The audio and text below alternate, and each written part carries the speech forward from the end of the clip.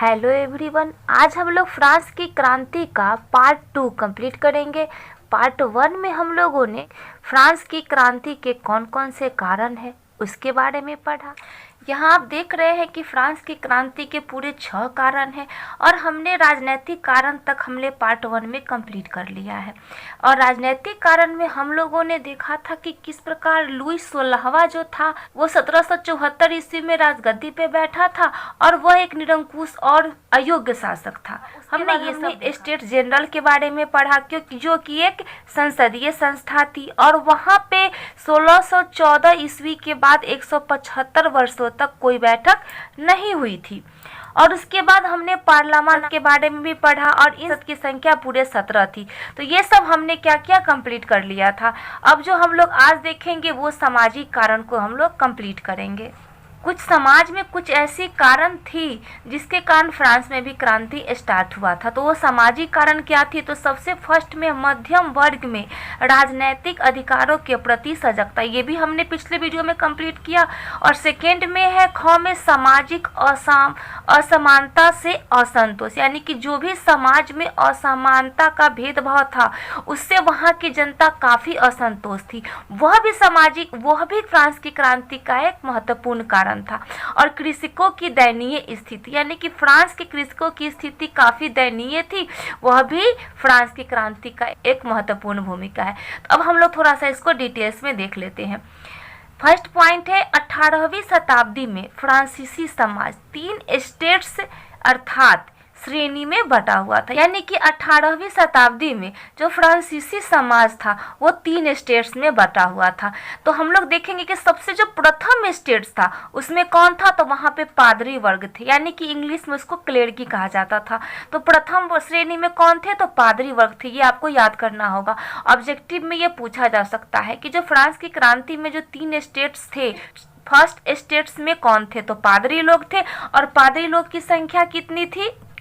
तो जिनकी संख्या लगभग 1,30,000 थी। ठीक है, थोड़ा सा हम लोग बुक में जो आपके दिया हुआ है उससे हम लोग कुछ समझ लेते हैं। तो आप यहाँ देख रहे हैं कि प्रथम स्टेट्स में कौन था? तो पादरी वर्ग थे। और पादरी वर्ग के अंतर्गत कौन आता था? तो पुजारी आते थे। और द्वितीय स्टेट्स में कौन थे? तो कुलीन वर्ग थे। और कुलीन वर्ग के अंतर्गत क्षत्रिय लोग आते थे। और तृतीय स्टेट्स में बड़े व्यापारी, व्यवसायी और जो भी शिक्षित लोग थे वो तृतीय स्टेट्स में आते थे, यानी कि डॉक्टर, टीचर, ये सब तृतीय स्टेट्स में आते थे। और इन्हीं जो तीसरा जो स्टेट्स था इसी के प्रति नाइंसाफी हुई थी, इसे ही कोई भी विशेष अधिकार प्राप्त नहीं था। और यही लोग जो था इन्हीं तीसरे स्टेट्स को काफ़ी कर देना पड़ता था।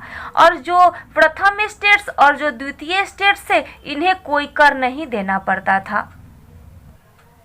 और जो तीसरे स्टेट्स में जो शिक्षित वर्ग था, शिक्षित वर्ग में डॉक्टर, वकील, जज, अध्यापक और व्यापारी, शिक्षक, लेखक, ये सभी जो थे वो शहरी क्षेत्र में रहते थे और इनको मध्यम वर्ग भी कहा जाता था। और फ्रांस की क्रांति में जो यही तीसरा स्टेट्स है वो बहुत ही महत्वपूर्ण भूमिका निभाता है। और इसमें ज़्यादा असंतोष थी जो मध्यम वर्ग था, यानी कि जो तीसरा स्टेट्स था जिसे मध्यम वर्ग कहा जाता था, इसमें बहुत ज़्यादा असंतोष था। इसलिए असंतोष था कि यहाँ पे जो था ये लोग तो सुयोग्य थे लेकिन फिर भी इनको कुलीन के जैसा इन्हें सम्मान नहीं मिलता था। जो भी समाज में जो सम्मान होता था वो कुलीन को ज़्यादा सम्मान दिया जाता था लेकिन इन्हें ज़्यादा सम्मान नहीं दिया जाता था। और जो भी राज्य के सभी पद जो थे वो कुलीन वर्ग के लिए सुरक्षित थे, यानी कि जो तीसरा स्टेट से ये था इसे कोई भी सामाजिक पद नहीं दिया जाता था। जो तृतीय स्टेट से इनका कहना था कि जो भी समाज में किसी को अगर कोई पोस्ट मिलता है तो उसकी एबिलिटी के अनुसार, यानी कि उसकी योग्यता के अनुसार मिलनी चाहिए, न कि उसके वंश के अनुसार। लेकिन यहाँ पे ऐसा कुलीन वर्ग नहीं करते थे। यही जो सामाजिक भेदभाव था, यही सब रीजन था जो फ्रांस की क्रांति में महत्वपूर्ण भूमिका निभाई। ये लोग ये सब चीज़ बर्दाश्त नहीं कर पाए और लास्ट में इन्होंने क्या किया? क्रांति कर दिया। तो हम लोग चलते हैं अपने नोट्स की तरफ। दूसरे स्टेट्स में अभिजात वर्ग, जिसको इंग्लिश में नोबिलिटी कहा जाता था, तो अभिजात वर्ग था जिसमें लगभग 80,000 परिवार या 40 लाख व्यक्ति थे। अब देखिएगा, आपसे एग्जाम में पूछा जा सकता है कि दूसरे स्टेट्स में कौन से वर्ग आते थे। तो दूसरे वर्ग में अभिजात थे, और प्रथम वर्ग में कौन आते थे, तो प्रथम वर्ग में पादरी लोग आते थे। और नेक्स्ट नोट है, उस समय फ्रांस की जनसंख्या लगभग 2.5 करोड़ थी। ये दोनों वर्ग करों से मुक्त थे। फ्रांस की कुल भूमि का 40% इन्हीं के पास था। अब आप देखिए, जो भी भूमि थी उस भूमि का टोटल 40% जो था वो किसके पास था, वो जो था प्रथम और द्वितीय स्टेट्स के पास था। और जो प्रथम और द्वितीय जो स्टेट्स था उन्हें कर नहीं देना पड़ता था, वो किसी प्रकार का टैक्स नहीं देते थे। अब हम लोग आगे देखते हैं। तीसरे स्टेट्स में 90% जनता थी जिनकी कोई भी विशेषाधिकार प्राप्त नहीं था। हमने अभी देखा था, जब हमने डिटेल्स में पढ़ा तो हमने अभी आपको ये बात बताया कि जो तीसरा स्टेट्स था उसे कोई भी विशेष अधिकार प्राप्त नहीं था, उसे किसी भी प्रकार का अधिकार नहीं मिलता था। और अब तृतीय स्टेट्स के हम लोग कार्य देखते हैं कि उसे क्या क्या कार्य करना पड़ता था। तो जो भी तीसरा स्टेट्स था उन्हें ये अपने स्वामी की सेवा, स्वामी के घर एवं खेतों में काम करना, सैन्य सेवाएं देना अथवा सड़कों के निर्माण में सहयोग देना आदि कार्यों के लिए ये लोग बाध्य थे। यानी कि ये सभी काम जो था तीसरे स्टेट्स को करना पड़ता था। अब आगे देखिए, इन्हें सभी प्रकार के कर देने पड़ते थे। यानी कि तीसरे स्टेट्स के ऊपर बहुत ज़्यादा प्रेशर था, लेकिन फर्स्ट और जो सेकेंड स्टेट्स था उसे किसी प्रकार का कोई प्रेशर नहीं था। ठीक है, आगे है एक नोट्स है। इसी वर्ग में डॉक्टर, वकील, जज, अध्यापक, व्यापारी, शिक्षक, लेखक, शिल्पी एवं मजदूर आदि शामिल थे जो सहते थे। ये टॉपिक जो है बहुत इंपॉर्टेंट है, आपको यहाँ में पूछा जा सकता है कि तीसरे स्टेट्स में निम्नलिखित में से कौन आते थे। डॉक्टर, वकील, जज और कुछ और दे देगा, तो ध्यान में रखिएगा ये सभी का नाम। और नेक्स्ट है, यह वर्ग मध्यम वर्ग कहलाता था। तो आपसे ये भी एग्जाम में पूछा जा सकता है कि निम्नलिखित में से कौन सा वर्ग मध्यम वर्ग कहलाता था, प्रथम स्टेट्स, द्वितीय स्टेट्स या तीसरे स्टेट्स। तो कौन सा वर्ग आता था, तीसरा स्टेट्स को मध्यम वर्ग कहा जाता था। और जिन्होंने फ्रांस की क्रांति में अहम भूमिका निभाई, यानी कि मध्यम वर्ग ने ही फ्रांस की क्रांति में महत्वपूर्ण भूमिका निभाई थी। नेक्स्ट है, मध्यम वर्ग में सबसे अधिक असंतोष था, जिसका सबसे बड़ा कारण यह था कि सुयोग्य एवं संपन्न होते हुए भी उन्हें कुलीनों जैसा सामाजिक सम्मान नहीं प्राप्त था। तो हमने इसे पहले भी देखा था कि मध्यम वर्ग कौन था, तो तीसरा स्टेट्स था। और इनमें सबसे ज़्यादा असंतोष था। क्यों असंतोष था, क्योंकि इसका सबसे बड़ा कारण था कि वह सुयोग्य और संपन्न था, क्योंकि वो पढ़ा लिखा था, लेकिन उसको जो था दूसरे स्टेट्स के जैसा कोई भी सामाजिक सम्मान नहीं मिलता था। नेक्स्ट है, संपन्नता और उन्नति के बावजूद भी वे सभी तरह के राजनीतिक अधिकारों से वंचित थे। नेक्स्ट है, राज्य में सभी बड़े पद कुलीनों के लिए सुरक्षित थे। उनका मानना था कि सामाजिक ओहदे का आधार योग्यता होना चाहिए, न कि वंश। ओहदे का मतलब होता है पद, यानी कि राज्य में जो भी सभी बड़ा पद था वो कुलीनों के लिए था। लेकिन जो तीसरा स्टेट्स था उनका मानना था कि जो भी समाज में पद है उसका आधार योग्यता होना चाहिए, न कि वंश। यानी कि जो पढ़ा लिखा व्यक्ति हो उससे जॉब होना चाहिए। यहाँ पे क्या था, यहाँ पे राजा का बेटा ही राजा बनता था, यानी कि यहाँ पे ओहद वंश का ज़्यादा मायने था। नेक्स्ट एक नोट है, मध्यम वर्ग के साथ कुलीन वर्ग के लोग बहुत बुरा और असमानता का व्यवहार करते थे। यह बात उन्हें किसी मध्यम वर्ग को बहुत अपमानजनक लगती थी। इसी वजह से फ्रांस की क्रांति का सबसे महत्वपूर्ण नारा समानता था, जिसे मध्यम वर्ग ने आगाज किया। आगाज का मतलब होता है शुरू या आरंभ, यानी कि शुरुआत करना। आगाज जो है ये अरबी, उर्दू और अरबी शब्द है। ठीक है, तो क्या है, तो आपसे पूछा जा सकता है कि फ्रांस की क्रांति का सबसे महत्वपूर्ण नारा क्या था, तो समानता। क्यों समानता था, क्योंकि मध्यम वर्ग के अंदर असंतोष था, उन्हें उन लोगों को असमानता का व्यवहार किया जाता था। कुलीन वर्ग बहुत ही बुरा और असमानता का व्यवहार इन लोगों के प्रति करते थे। नेक्स्ट एक नोट है, फ्रांसीसी समाज में कृषकों की स्थिति तो और भी दयनीय थी। उन्हें अनेक प्रकार के कर देने पड़ते थे, यानी कि सबसे ज़्यादा जो स्थिति दयनीय थी वो कृषक की थी। उन्हें बहुत प्रकार के, अनेक प्रकार के उसे टैक्स देना पड़ता था, और जो कृषक था वो भी तीसरे स्टेट्स में भी आता था। इसके बाद में नेक्स्ट एक नोट है, कहा जाता है कि फ्रांस में क्रांति के पूर्व कुलीन लड़ते थे, पुजारी पूजा करते थे और जनसाधारण उनका खर्च जुटाते थे। अब देखिए, फ्रांस की क्रांति से पहले क्या था, तो जो भी कुलीन था यानी कि जो दूसरा स्टेट था वो लड़ता था, पुजारी यानी कि जो प्रथम स्टेट जो पादरी वर्ग थे वो पूजा करते थे, और इन दोनों की भरपाई कौन करता था, तो जो भी जनसाधारण लोग थे यानी कि जो तीसरा स्टेट था वो इन दोनों की जो भी खर्चा होता था वो इनकी भरपाई करता था। इसको हमने इंग्लिश में भी लिख दिया है, the nobles fight, the clergy pray and the people pay. अब नेक्स्ट जो था, तीसरा जो था आर्थिक कारण था। हमने फर्स्ट वीडियो में राजनीतिक कारण को देखा, अभी हमने सामाजिक कारण को देखा, और हम देखते हैं कि इस वीडियो में कितने कारण को कंप्लीट कर पाते हैं। तो सबसे फर्स्ट है असमान कर प्रणाली। ठीक है, तो ये जो भी हम 4 पॉइंट यहाँ पे लिखा हुआ है आर्थिक कारण के, ये चारों पॉइंट आप लोगों को याद करना होगा। सेकेंड है भूमि कर, धार्मिक कर एवं अन्य सामंती कर का बोझ, और तीसरा है बेरोजगार की समस्या, और चौथा है गिल्ड की पाबंदी, प्रांतीय आयात कर एवं सामंती आयात कर से व्यापारियों में असंतोष। ठीक है, अब हम लोग इसको डिटेल्स में पढ़ेंगे। आर्थिक कारण को हम लोग डिटेल्स में पढ़ेंगे। तो विदेशी युद्ध और अपव्यय ने फ्रांस की आर्थिक स्थिति डवाडोल कर दी थी, इसलिए कर लगाने की प्रथा प्रचलित थी। यानी कि जो भी विदेशी युद्ध हुआ था, हमने आपको पिछले वीडियो में बताया था कि जब अमेरिकी स्वतंत्रता संग्राम हुआ था उसमें इंग्लैंड की मदद किसने की थी, तो फ्रांस ने की थी, और उस समय काफ़ी खर्च हुआ था, और उस खर्च के कारण वहाँ पे फ्रांस की आर्थिक स्थिति क्या हो गई थी, काफ़ी डोल हो गई थी, इसलिए कर लगाने की प्रथा प्रचलित थी।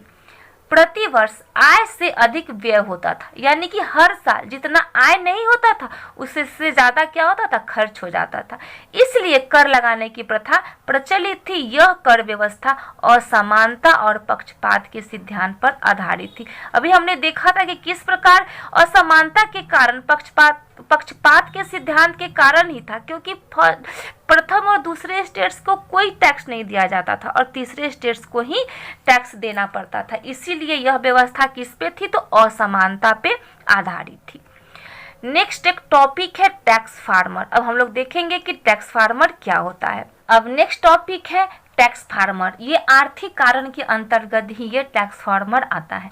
तो हम देखते हैं, इसका फर्स्ट पॉइंट है, प्रत्येक 5 या 6 वर्ष के बाद फ्रांस की सरकार पूंजीपतियों को कर वसूलने का ठेका देती थी। यानी कि जो 5 या 6 वर्ष जब भी होता था उसके बाद जो भी फ्रांस की सरकार थी और जो पूंजीपति लोग थे उसको कर वसूलने का ठेका दिया करते थे, और ये पूंजीपति टैक्स फार्मर कहलाते थे। यानी कि जो भी सरकार जो थी जिस पूंजीपति को कर वसूलने का ठेका देती थी उसे टैक्स फार्मर कहा जाता था। तो ये आपके लिए बहुत इंपॉर्टेंट है, इसे याद रखिएगा कि टैक्स फार्मर किसे कहा जाता है। ऑब्जेक्टिव में भी पूछा जा सकता है या क्वेश्चन आंसर के थ्रू भी आपको पूछा जा सकता है, इसलिए आपके लिए सबसे ज़्यादा इम्पोर्टेंट है कि आप लोग बुक के अंदर जो भी टॉपिक है, जो भी डिटेल्स है उसे अच्छे से समझ ले, तो आप लोग को क्वेश्चन आंसर बनाने में ज़्यादा प्रॉब्लम नहीं होगी। और अगर क्वेश्चन आंसर आप अच्छे से याद नहीं भी कर पाते हैं तो अगर आप मेरा वीडियो देख के अगर अच्छे से समझ जा रहे हैं तो आप क्वेश्चन आंसर अच्छे से बना पाएंगे।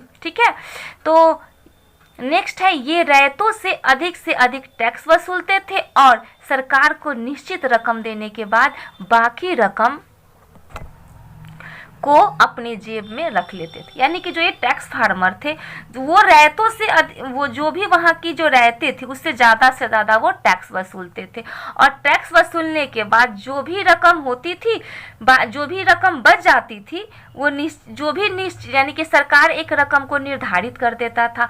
तो जो भी रकम सरकार निर्धारित करता था ये टैक्स फार्मर उन्हें वो रकम दे देते थे और जो रकम बाकी बच जाती थी उससे अपने जेब में वो रख लेते थे। इस तरह बेचारे किसान अत्यधिक आर्थिक कष्ट का सामना कर रहे थे। अब आप देख रहे हैं कि किसान को कितने कष्टों का सामना करना पड़ रहा है। नेक्स्ट एक नोट है, राजकोष के घाटे के भरपाई के लिए किसानों पर तरह तरह के कर लगाए गए थे। अब देखिए किसानों पे कौन कौन कर लगाया गया था। तो सबसे फर्स्ट है टैले। तो टैले क्या था, तो किसानों को भूमि कर चुकाना पड़ता था, जो टैले के नाम से जाना जाता था। ये याद रखिएगा कि टैले क्या था, तो किसानों की भूमि कर को टैले कहा जाता था। ये आप लोगों के लिए बहुत इंपॉर्टेंट है। नेक्स्ट है तीथे। अब तीथे क्या था, तो किसानों का धार्मिक कर तीथे कहलाता था। यानी कि किसान जो भी धार्मिक कर देते थे, यानी कि धर्म के नाम पर जो कर वो चर्च को देते थे, उसे क्या कहा जाता था, तीथे कहा जाता। अब देखिए किसानों को धर्म के नाम पर भी टैक्स देना पड़ता था और उन्हें भूमि के नाम पर भी उसे चुकाना पड़ता था। आप लोग को याद रखना होगा कि टैले जो है किसानों की भूमि कर है और तीथे जो है वो धार्मिक कर है। ठीक है, इन दोनों के बावजूद भी अनेक प्रकार के वो टैक्स लेते थे, जैसे अप्रत्यक्ष कर। तो अप्रत्यक्ष कर का मतलब हुआ कि जो उनसे टैक्स तो लेते थे लेकिन उन्हें पता तक नहीं चलता था, जैसे नमक और तंबाकू जैसे दैनिक उपभोग की वस्तुओं पर भी कर देना पड़ता था। अब देखिए कैसे वो नमक और तंबाकू पे वो उसे टैक्स वसूलते थे। जो नमक है वो दैनिक उपभोग की वस्तुएं है, यानी कि मान लिया कि नमक का दाम जो है 5 रुपया, लेकिन किसानों से वो 6 रुपये में नमक लेते थे। यानी कि 1 रुपये जो नमक है उस पे जो उस 1 रुपया जो बचा वो क्या था, वो किसानों से टैक्स लेते थे, लेकिन किसानों को ये पता नहीं चलता था। ठीक है, तो इसे अप्रत्यक्ष कर कहा जाता है कि किसानों को पता भी नहीं चला और किसानों से वो टैक्स भी वसूल लेते थे। यानी कि जितना उससे रेंज होता था उससे ज़्यादा वो दाम ले लेते थे। तो वो किस पे लेते थे, नमक और तंबाकू पे। ये याद रखिएगा, एग्जाम में पूछा जा सकता है कि फ्रांस की क्रांति में अप्रत्यक्ष जो टैक्स लेते थे, अप्रत्यक्ष जो कर लेते थे, वो किस वस्तुओं से लेते थे। तो नमक और तंबाकू जैसी दैनिक उपभोग की वस्तुओं से लेते थे। उसके बाद में सामंती कर। अब वो लोग क्या करते थे, सामंती कर भी देना पड़ता था किसानों को, जैसे नजराने, टोल टैक्स, कई भेंट सामंती कर के रूप में उन्हें देना पड़ता था। अब जिसके कारण क्या हुआ कि फ्रांस की जो भी आम जनता थी उसकी आर्थिक स्थिति और भी दिन प्रतिदिन खराब होने लगी थी और जो भी कर का बहुत ज़्यादा बोझ था, वहाँ की जो भी किसान की स्थिति थी वहाँ पे बेकारी की स्थिति हो गई थी। और उस समय जो था वहाँ पे औद्योगिक क्रांति भी शुरू हो गई थी। क्यों औद्योगिक क्रांति शुरू हुई थी, क्योंकि उस समय देश में मशीन का भी प्रयोग शुरू हो चुका था। यानी कि जो लोग जो घर पे जो अपना सिलाई करते थे, जो अपने घर पे जो सिलाई करके अपनी कुछ अपना आमदनी करते थे, तो उस समय जो था मशीन स्टार्ट हो चुका था। जो भी कारखाना था वहाँ पे सिलाई मशीनों से होने लगी थी। जो भी हाथ से काम करने वाले मजदूर थे, जो कारीगर थे, उनका जो भी उद्योग धंधा था वो नष्ट हो गया और वो बेरोजगार हो गए, क्योंकि उन्हें मशीन से सिलाई करनी नहीं आती थी। तो इस प्रकार जो था ये लोग भी फ्रांस की क्रांति में राजा के खिलाफ क्रांतिकारियों का साथ दिया था। ठीक है, इसके अलावा तरह तरह के प्रतिबंध, जैसे गिल की पाबंदी, शहरों के व्यापार संबंधी नियम, प्रांतीय आयात कर, सामंतवादी कर इत्यादि व्यापारियों पर लगाए गए थे। अब देखिए यहाँ पे व्यापारियों पर भी कौन कौन प्रतिबंध लगाया गया था। तो व्यापारी पर गिल्ड की पाबंदी, शहरों के व्यापार संबंधी जो भी शहर के व्यापार में नियम था वो लागू किया गया और सामंतवादी कर ये सब व्यापारियों पे लगाए गए थे। अब जिसके कारण जो भी व्यापार था वो रुक गया और व्यापारी चाहते थे कि जो भी देश का व्यापार हो वो किसी भी बंधन में बंध के नहीं किया जाए। यानी कि बंधनों से मुक्त कर हम व्यापार करना, बंधनों से मुक्त कर उन्हें व्यापार करने की मांग थी। वो नहीं चाहते थे कि हमें किसी भी प्रकार के बंधन में बांधा जाए। और ये जो था हम फ्रांस में एक असंतोष और अन्यायपूर्ण वातावरण था।